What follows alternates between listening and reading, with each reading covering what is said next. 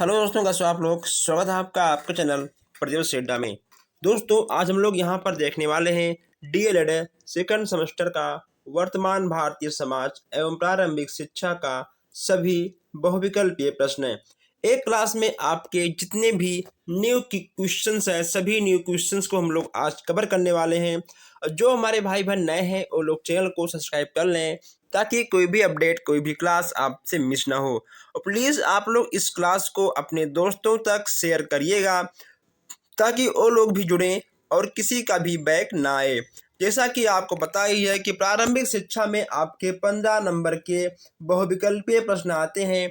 अगर आप चाहते हो कि आपका 15 में से 15 सही जाए तो आज के सभी न्यू प्रश्नों वाले क्लास को लेना बहुत ही आवश्यक है। देर न करते हुए चलते हैं, देखते हैं आज का पहला प्रश्न। और प्लीज़ आप लोग इस क्लास को शेयर जरूर कर दीजिएगा। यहाँ पे आपका आज का पहला प्रश्न है कि शिक्षा स्वस्थ शरीर में स्वस्थ मस्तिष्क का निर्माण करता है, यह कथन किसका है।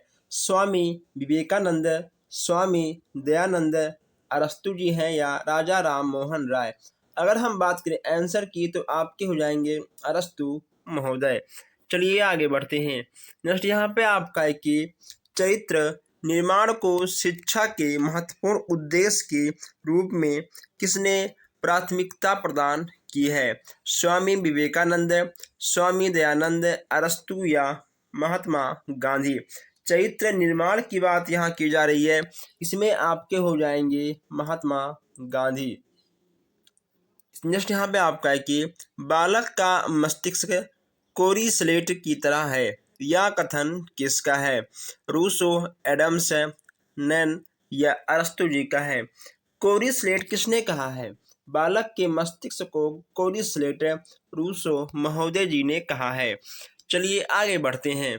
जस्ट यहाँ पे आपका है क्वेश्चन नंबर 4 कि परिवार शिक्षा का सर्वोत्तम स्थान है और बालक का प्रथम विद्यालय भी है।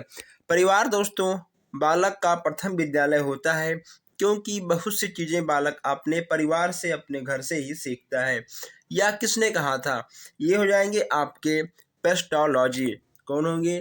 पेस्टोलॉजी जी ने कहा था कि बालक का प्रथम विद्यालय उसका परिवार होता है। चलिए नेक्स्ट यहाँ पे आपका है कि वर्तमान समय में शिक्षा के कौन कौन से रूप प्रचलित थे। इसमें आपका क्या होगा। औपचारिक, अनौपचारिक, निरौपचारिक या उपरोक्त सभी। अगर हम बात करें इसके आंसर की, इसमें आपके तीनों बिल्कुल सही होंगे, यानी उपरोक्त सभी आपका सही हो जाएगा। आइए आगे बढ़ते हैं।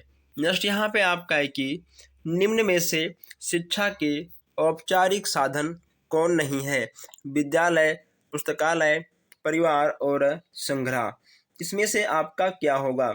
अगर दोस्तों इसमें हम बात करें इसके आंसर की, इसमें आपका हो जाएगा परिवार। ठीक है। औपचारिक साधन कौन सा नहीं है, इसमें आपका परिवार हो जाएगा। निरौपचारिक शिक्षा के विभिन्न साधनों से किस आयु वर्ग के लिए अधिक दबाव डाला गया था। 6 से 14 वर्ष, 11 से 14 वर्ष, 10 से 18 वर्ष या 20 से 35 वर्ष। इसमें आपका क्या होगा। इसमें आपके हो जाएंगे 20 से 35 वर्ष, यानी आपके निरौपचारिक शिक्षा का जो आयु है वह आपका 20 साल से ऊपर है। ठीक है। 20 साल से कम आपका नहीं होना चाहिए। जस्ट यहाँ पे आपका है वैदिक कालीन शिक्षा संबंधित है। वैदिक कालीन शिक्षा आपका किससे संबंधित है। रामायण से, वेदों से, कुरान से या बाइबिल से। इसमें आपका हो जाएगा वेदों से। ठीक है। वैदिक कालीन शिक्षा आपका वेदों से संबंधित है। मदरसा का संबंध था धार्मिक शिक्षा से, प्राथमिक शिक्षा से, माध्यमिक शिक्षा से या उच्च शिक्षा से। मदरसा की बात यहाँ की जा रही है तो मदरसा में आपके उच्च शिक्षा ही दी जाती हैं। ठीक है। दावाला आपका बिल्कुल सही हो जाएगा। वैदिक शिक्षा का प्रमुख स्थान है उपनयन संस्कार, उपसंपदा संस्कार, प्रभज्जा संस्कार या बिस्मिल्लाह संस्कार। इसमें वैदिक कालीन शिक्षा की बात की जा रही है। तो वैदिक कालीन शिक्षा में आपका उपनयन संस्कार हो जाएगा, यानी आपका आ वाला बिल्कुल सही हो जाएगा। आइए आगे बढ़ते हैं। नेक्स्ट यहाँ पे आपका है कि वुड का आज्ञा पत्र कब पारित हुआ? 1845, 1853, 1854, 1835। वुड के घोषणा पत्र की बात की जा रही है। इसमें आपका क्या होगा? इसमें आपका होगा 1854। ठीक है, 1854 यानी आपका सा वाला बिल्कुल सही हो जाएगा। निस्पंदन सिद्धांत किसने दिया था? हंटर, मैकाले, वुड या फ्रांसिस? निस्पंदन सिद्धांत की बात की जा रही है। इसमें आपके हो जाएंगे मैकाले महोदय, यानी आपका बा वाला बिल्कुल सही हो जाएगा। आइए आगे बढ़ते हैं। मैकाले ने अपना प्रतिवेदन कब प्रस्तुत किया था? 1935, 1833, 1831, 1854। मैकाले महोदय के प्रतिवेदन की बात की जा रही है। इसमें आपका हो जाएगा 1935। ठीक है, आ वाला आपका बिल्कुल सही हो जाएगा। नेक्स्ट यहाँ पे आपका है कि राधा कृष्णन आयोग की संततियाँ संबंधित हैं उच्च शिक्षा से, माध्यमिक शिक्षा से, प्राथमिक शिक्षा से या तकनीकी शिक्षा से? इसमें आपका हो जाएगा उच्च शिक्षा से। आ वाला आपका बिल्कुल सही हो जाएगा। नेक्स्ट यहाँ पे आपका है विश्वविद्यालय शिक्षा आयोग के अध्यक्ष कौन थे? Doctor Tarachandra, doctor S Lakshman, Swami Mudaliar या फिर राधा कृष्णन या डी एस कोठारी? इसमें आपके कौन से होंगे? इसमें आपके हो जाएंगे डॉक्टर एस राधा कृष्णन। ठीक है, यानी आपका विश्वविद्यालय शिक्षा आयोग के अध्यक्ष राधा कृष्णन जी थे। सवाल आपका बिल्कुल सही हो जाएगा। आइए आगे बढ़ते हैं। नेक्स्ट यहाँ पे आपका कि माध्यमिक शिक्षा आयोग 1953 का दूसरा नाम क्या था? शिक्षा आयोग, मुदालियल आयुक्त कमीशन, विश्वविद्यालय आयोग या फिर कोठारी आयोग? माध्यमिक शिक्षा के आयोग की बात यहाँ की जा रही है। इसमें आपका हो जाएगा मुदालियल आयोग, ठीक, कमीशन। ठीक है, यानी आपका बा वाला बिल्कुल सही हो जाएगा। आगे आपका है राष्ट्रीय शिक्षा नीति में संशोधन किस सन में किया गया? 1988 में, 1990 में, 1992 में या 1996 में? तो राष्ट्रीय शिक्षा नीति का संशोधन आपका 1992 में किया गया था। कब किया गया था? 1992 में किया गया था। नेक्स्ट यहाँ पे आपका है कि निम्नलिखित में से प्राकृतवाद का संस्थापक कौन था? अरस्तु, प्लेटो, रूसो या ओटावे? इसमें आपका कौन सा होगा? प्राकृतिकवाद के संस्थापक की बात की जा रही है। इसमें आपका हो जाएगा रूसो। ठीक है, रूसो जी आपके बिल्कुल सही हो जाएंगे। निम्नलिखित में से प्राकृतिकवादी कौन है? प्राकृतिकवादी की नाम यहाँ पे पूछी गई है। इसमें भी आपके कौन होंगे? स्पेंसर। ठीक है, स्पेंसर जी आपके हो जाएंगे। प्राकृतिकवादी की बात की जा रही थी। प्रयोजनवाद का जन्म स्थान कहाँ पर है? ब्रिटेन में है, भारत में है या यूरोप में है या अमेरिका में है? प्रयोजनवाद की बात की जा रही है। इसमें आपका हो जाएगा अमेरिका। अमेरिका आपका बिल्कुल सही हो जाएगा। चलिए आगे बढ़ते हैं। नेक्स्ट यहाँ पे आपका है कि पांडुचेरी किस महान शिक्षा शास्त्री के आश्रम की स्थापना की? पांडुचेरी में किस महान शिक्षा शास्त्री ने आश्रम की स्थापना की? महात्मा गांधी, स्वामी विवेकानंद, आचार्य विनोबा भावे या श्री अरविंद घोष? इसमें आपके हो जाएंगे श्री अरविंद घोष जी ने पांडुचेरी में महान शिक्षा शास्त्री आश्रम की स्थापना की थी। सत्यार्थ प्रकाश पुस्तक के लेखक कौन हैं? बहुत ही आसान प्रश्न है। इसमें हम क्या बताएं आपको? स्वामी विवेकानंद जी सत्यार्थ प्रकाश के पुस्तक के लेखक हैं। ठीक है, स्वामी दयानंद जी आपके नहीं होंगे, महात्मा गांधी भी नहीं होंगे, आचार्य विनोबा भावे भी आपके नहीं होंगे, आपके स्वामी विवेकानंद जी बिल्कुल सही हो जाएंगे। आगे बढ़ते हैं। नेक्स्ट यहाँ पे आपका है कि वर्ष 1901 में शांति निकेतन की स्थापना रविन्द्रनाथ टैगोर ने की थी। किस स्थान पे की थी ये आपको बताना है। कोलकाता में किया था, मुंबई में किया था, दार्जिलिंग में किया था, भोलपुर में किया था। इसमें आपका क्या होगा, इसका आंसर आपको देना है। अगर दोस्तों हम इसके आंसर की बात करें, इसका आंसर आपको सबसे अलग है और सबसे सटीक मिल जाएगा। इसमें आपका ठीक हो जाएगा बोलपुर। जो हमारे भाई बहन नए हैं, जो लोग अभी तक चैनल को सब्सक्राइब नहीं किए हैं, सब्सक्राइब कर लें ताकि कोई भी क्लास आगे आने वाला जो भी है आपसे मिस ना हो। गुरुदेव के नाम से कौन विख्यात है? प्लीज़ आप लोग वीडियो को लाइक भी कर दीजिएगा। गुरुदेव के नाम से कौन विख्यात है? राधा कृष्णन, रविन्द्रनाथ टैगोर, महात्मा गांधी, श्री अरविंद। अगर हम बात करें गुरुदेव की तो इसमें आपके रविन्द्रनाथ टैगोर जी नंबर 1 पर आएंगे। उन्हीं को गुरु के नाम से भी जाना जाता है। नेक्स्ट यहाँ पे आपका है कि शिक्षक दिवस किस शिक्षा शास्त्री के जन्म दिवस के रूप में मनाया जाता है? डॉक्टर राधाकृष्णन, रविन्द्रनाथ टैगोर, महात्मा गांधी, श्री अरविंद। शिक्षक दिवस की बात करें, शिक्षक दिवस में आपके डॉक्टर राधाकृष्णन जी हो जाएंगे। अब आगे बढ़ते हैं, देखते हैं 26 क्वेश्चन। 25 प्रश्न हम लोग देख चुके हैं, लेकिन अभी तक आप लोगों ने वीडियो को शेयर भी नहीं किया और लाइक भी नहीं किया है। नेक्स्ट यहाँ पे आपका है, गीजू भाई का जन्म कौन से स्थान पर हुआ था? महाराष्ट्र में हुआ था, दिल्ली में हुआ था, जयपुर में हुआ था या कानपुर में हुआ था? गीजू भाई की बात की जा रही है, इसमें आपका हो जाएगा महाराष्ट्र। ठीक है, कहाँ पे हुआ था? इनका जन्म महाराष्ट्र में हुआ था। किंडरगार्टन प्रणाली के जन्मदाता किसे कहा जाता है? बहुत ही आसान प्रश्न है, आपके हो जाएंगे फ्रावेल महोदय। आप लोगों ने कई बार इसको पढ़ा होगा। नेक्स्ट यहाँ पे आपका है, समाज की सबसे छोटी इकाई कौन सी होती है? विद्यालय होती है, परिवार होती है, सामाजिक संस्थाएं होते हैं या व्यक्ति होता है? समाज की सबसे छोटी इकाई की बात की जा रही है, तो दोस्तों समाज की सबसे छोटी इकाई व्यक्ति होता है। अनेक व्यक्तियों के मिलने से तब एक समाज बनता है। ठीक है, 1 से 2, 2 से 4, 4 से 6, जितने व्यक्ति बढ़ेंगे उतना बड़ा समाज बनता हुआ आगे निखर कर आएगा। चलिए नेक्स्ट यहाँ पे आपका है कि घर शिक्षा का सर्वोत्तम स्थान है, बालक का प्रथम विद्यालय है, किसने कहा है? इस प्रश्न को शायद हम लोगों ने एक बार ले रखा है या फिर नहीं ले रखा है। ठीक है, देख लीजिएगा आप लोग। इसमें आपके हो जाएंगे पेस्टोलॉजी। ठीक है, आ वाला आपका बिल्कुल सही हो जाएगा।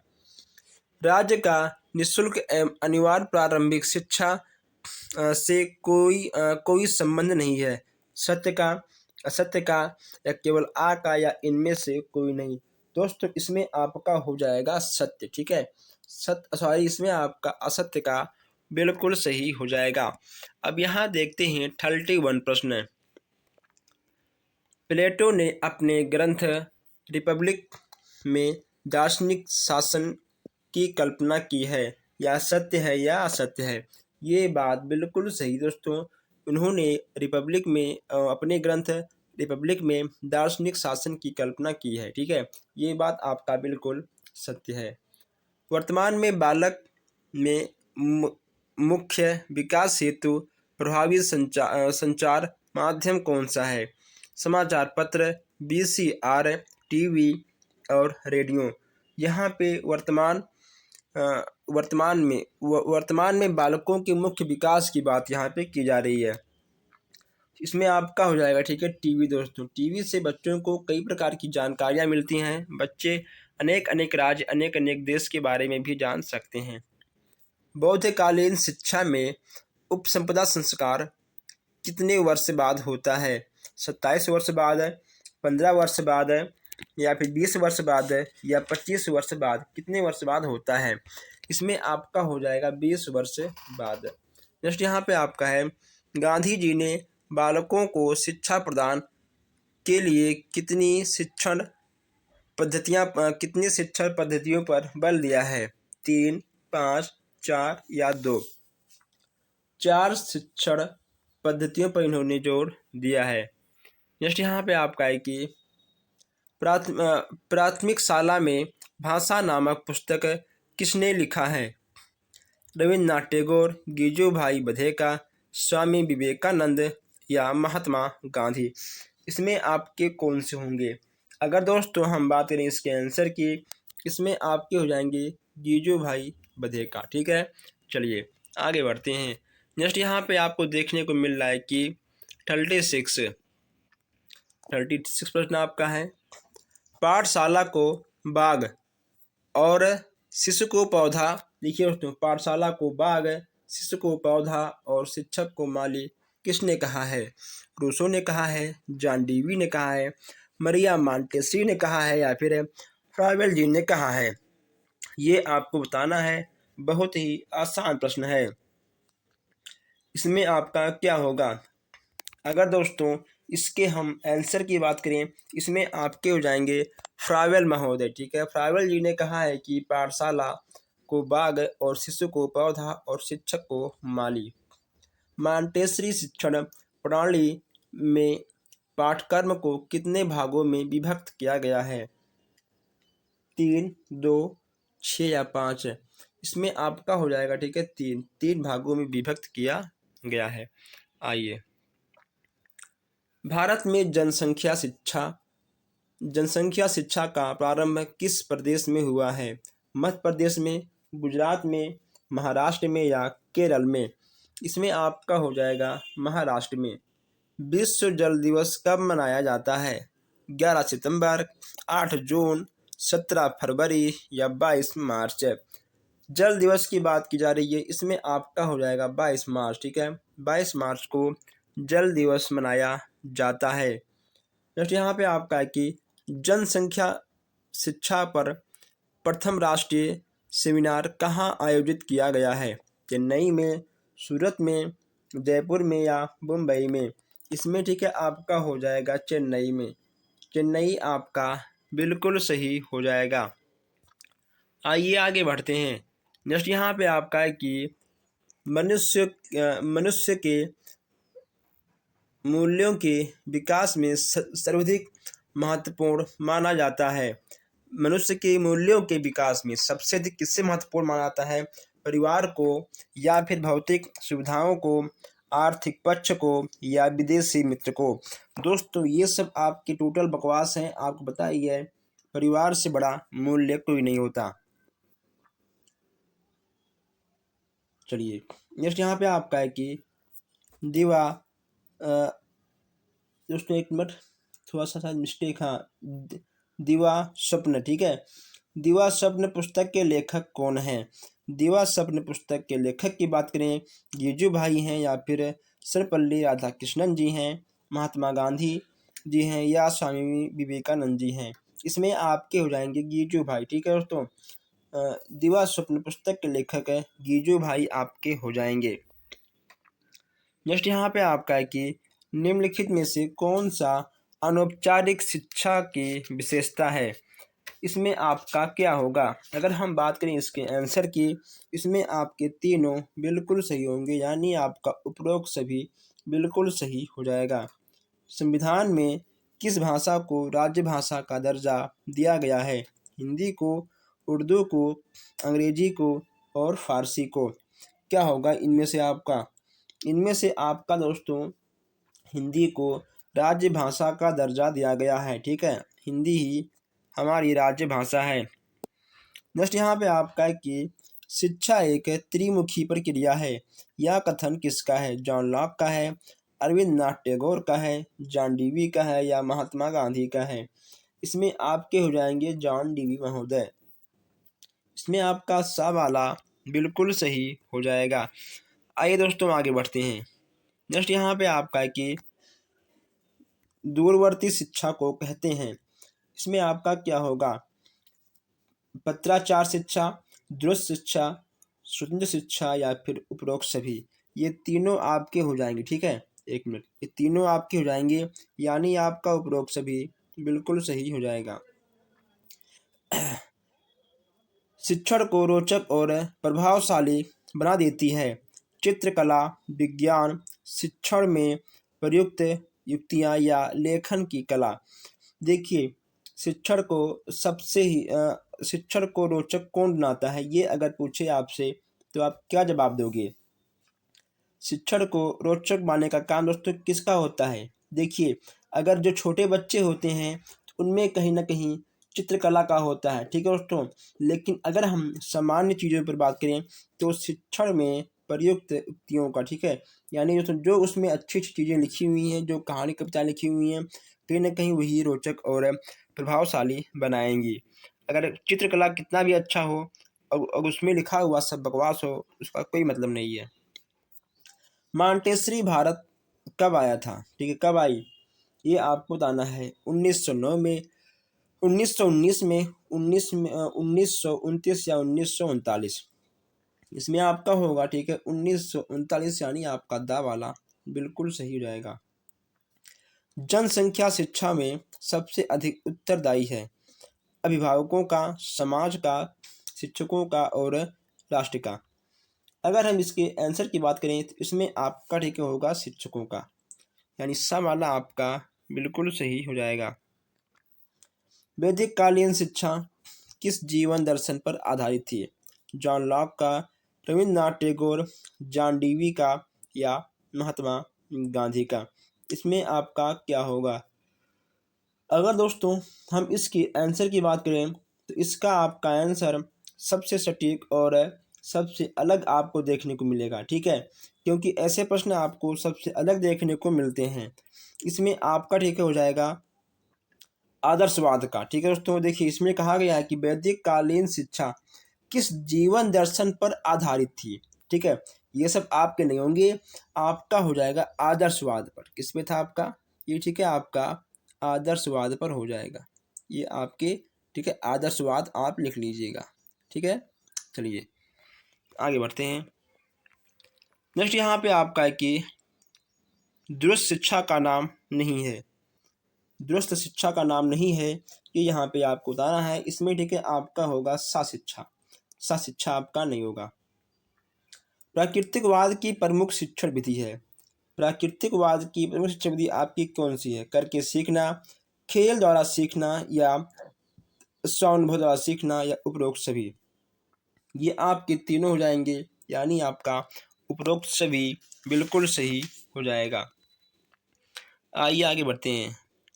डेमोक्रेसी एंड एजुकेशन पुस्तक के लेखक कौन हैं? डेमोक्रेसी और डेमोक्रेसी एंड एजुकेशन पुस्तक के लेखक कौन हैं? फ्रावेल जी हैं या फिर रूसो जी हैं दोस्तों, ठीक है। यहाँ आपका रूसो या जॉन डीवी जी हैं या फिर मरिया मॉन्टेसरी हैं। तो इसमें आपका हो जाएगा जॉन डीवी, ठीक है, जॉन डीवी आपका बिल्कुल सही हो जाएगा। राष्ट्रीय जनसंख्या नीति की घोषणा की गई थी 1976, 1975, 1980 या 1985। यह आपका होगा 16 अप्रैल 1976, ठीक है, लिख लीजिएगा आप लोग की 16 अप्रैल 1976 में राष्ट्रीय जनसंख्या नीति की घोषणा की गई थी। आइए आगे बढ़ते हैं। नेक्स्ट यहाँ पे आपका है, पर्यावरण शिक्षण के विकास में सर्वाधिक महत्वपूर्ण भूमिका किसका है? पास पड़ोस का है, परिवार का है, मित्र का है या समाज का है? इसमें आपका क्या होगा?